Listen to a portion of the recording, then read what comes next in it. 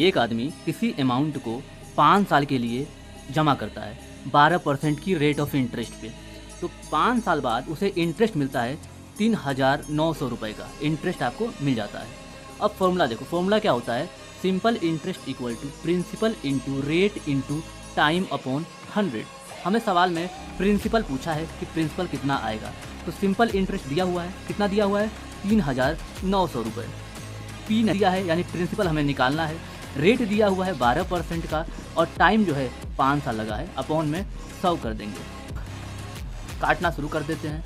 5 दूनी 10 में काटते हैं, 4 तिहाई 12, 4 पचे 20, 3 बार में काटते हैं, 3 एकम 3, 3 त्रिके 9, 5 से मल्टीप्लाई करते हैं, 0 0, 5 तिहाई 15, 5 एकम 5 6, यानी जो प्रिंसिपल आ गया हमारा वो आ गया 6500 रुपये।